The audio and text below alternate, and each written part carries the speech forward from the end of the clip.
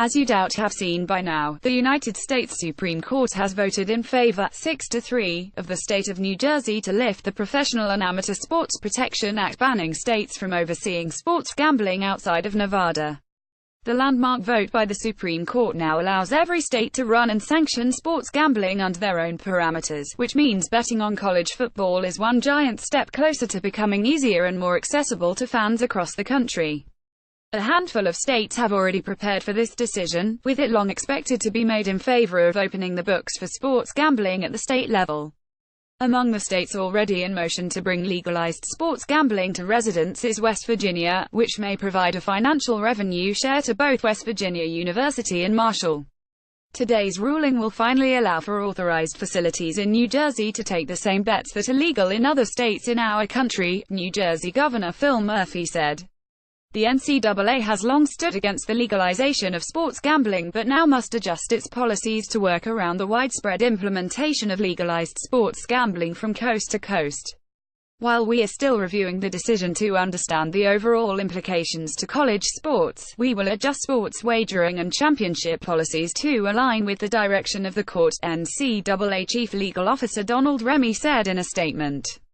So thank you, New Jersey.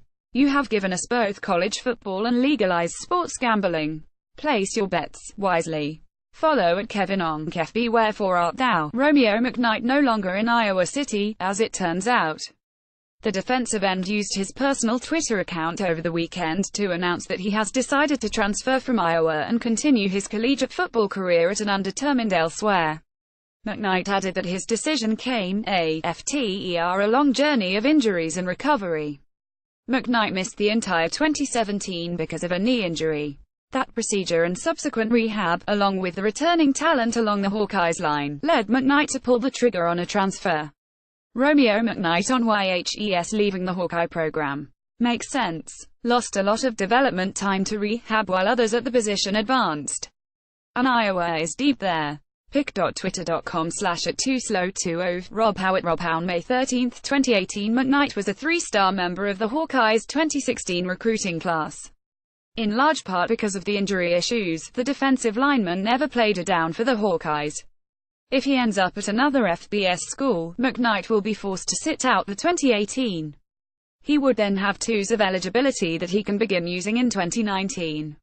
One of the most successful Division III head football coaches passed away suddenly on Monday.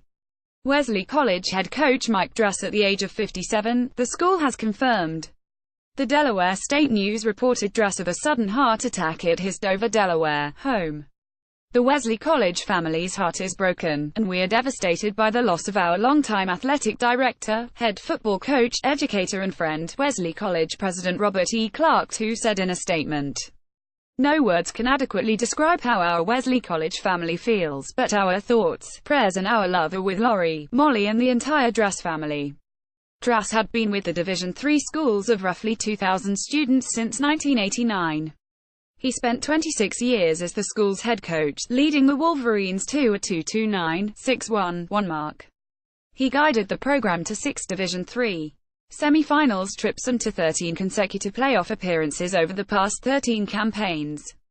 Our thoughts and prayers are with all Wolverine family on this difficult day, Mount Union head coach Vince Carras said in a Twitter post. Coach Druss was a great coach, great man, and class act and will be missed. At Wesley Athletics, our thoughts and prayers are with all Wolverine family on this difficult day. Coach Druss was a great coach, great man, and class act and will be missed. At UMU football, Vince Carras at Vera's May 14, 2018 funeral arrangements were still to be determined as of press time. And this is why you shouldn't freak out when a player runs a 40-yard dash in only 4.67 seconds, as Callan Barnes did at a Houston Combine last year. First of all, a 4.67-second 40 is fast for a high school recruit. And second, that recruit is not done developing. Barnes set the national high school record in the 100-meter dash as the Texas State Championships on Saturday, clocking in at a blazing 10.05 seconds. The previous mark, set by a number of runners, most recently in 2011, was 10.15. That time would have placed Barnes 7th at the 2016 Rio Olympics, 0.14 seconds off the medal stand and 0.23 seconds behind gold medal winner Usain Bolt. Repeat, a high school senior was less than a quarter of a second behind the fastest sprinter in the history of sprinting. A wide receiver from Silsbee, Texas, Barnes was a three-star recruit who signed with Baylor in December. Callan brings additional speed to an already fast class, Bears head coach Matt Rule said in December. He's a really special athlete, a special football player. He was one of the first guys that committed to us and really kind of helped hold the FAST thing get up and running. Former NFL officiating director Dean Blandino will now hold a similar role in the NCAA. On Monday, the NCAA announced Blandino has been named the College Football Officiating LLC's Director of Instant Replay. Blandino takes on the role effective immediately, according to the NCAA's release statement. Dean emerged as the best candidate from a talented group of people interested in helping shape the future of instant replay in college football, said MAC Commissioner John Steinbrecher. His expertise and skills will help guide this important aspect of officiating. I'm extremely excited to join the CFO and NCAA in this role, Blandino said. I've spent much of my career in the replay space and look forward to continuing to improve our processes and programming with the ultimate goal of efficient and correct outcomes. Blandino left the NFL to pursue an opportunity on TV, which he now holds with Fox as a rules analyst. The NCAA announcement says Blandino will be able to continue working in TV while holding this job. According to the NCAA announcement, Blandino's role will focus on off-season development and educational duties in an effort to improve the consistency and accuracy of officials throughout the sport. The term of Blandino's role with the NCAA will run through the end of August and will start again beginning in January 2019 and run through the off-season until the start of the new.